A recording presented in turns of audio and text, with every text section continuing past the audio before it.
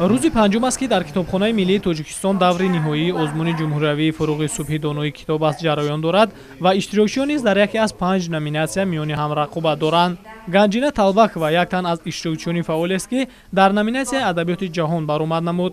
Ганҷина донишҷӯи бахши аввали донишгоҳи миллӣ аст ва вилояти Хатлонро дар озмун намояндагӣ мекунад. ба гуфти худи ӯ, иштирок дар ин номинатсия хеле барояш шавқовар буд, зеро шахс дар баробари осори адибони классики форсу тоҷик метавонад аз осори шоиру нависандагони ҷаҳонӣ бархурдор гардад. ҳар шахсе ки дар ин озмун иштирок менамояд, ҳарчанд ки ғолибиятро ба даст наорад ҳам, китоб хондан низ ин худ як ғолибияти бузург ба ҳисоб меравад, мегӯяд Ганҷина. имсол хушҳол аз он ҳастам ки иштирокчии даври ҷумҳуриявии озмуни фуруғи субҳи донои китоб аст. аз рӯи номинатсияи хондан ва зиёд кардани осори адибони ҷаҳон мебошам. ман зиёда аз 450 китоб мутолиа намудам ва 200таи он ба адабиёти ҷаҳон рост меояд. адабиёти ҷаҳон як адабиёти фарохест ки инсон вақте ки ба ин адабиёт по мениҳад, аз он борун баромаданаш хело мушкил мебошад.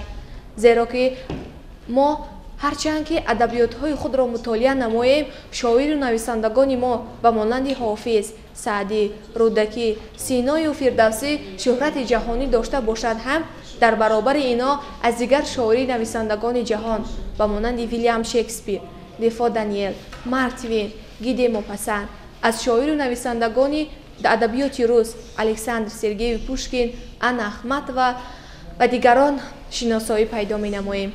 ҳар як шахсе ки дар ин озмун иштирок менамояд, ҳарчанд ки ғолибиятро ба даст наорад, китоб хондан худ як ғолибият ба ҳисоб меравад.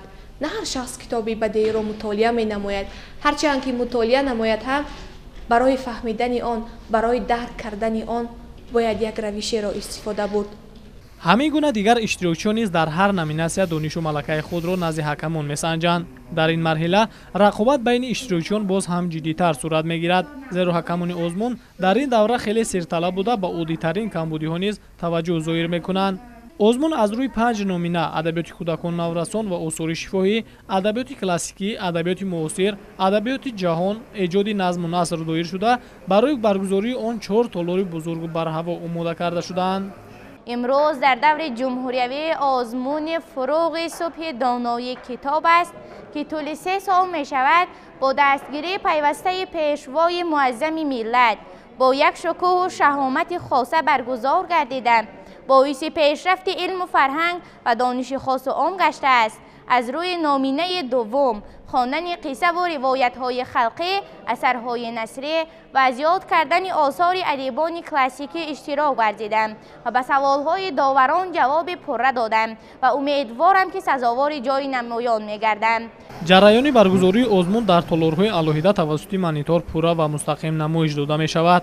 ҳар номина бо адабиёти зарурӣ таъмин мебошад ва иштирокчиёни озмунро роҳбаладони махсус роҳнамоӣ мекунанд. бино ба иттилои масъулин, имсол омӯзгороне ки шогирдони онҳо дар даври чоруми озмун, яъне даври ниҳоӣ сазовори ҷойҳои якум мегарданд, бо нишони ифтихории аълочии маориф ва илми Тоҷикистон ва аълочии фарҳанги ҷумҳурии Тоҷикистон сарфароз гардонида мешаванд. падару модароне ки фарзандони онҳо дар даври чорум ҷойҳои якум, дуюм ва сеюмро ба даст меоранд, соҳиби нишони маърифатпарвар ва ифтихорномаи китобхонаи миллӣ мегарданд.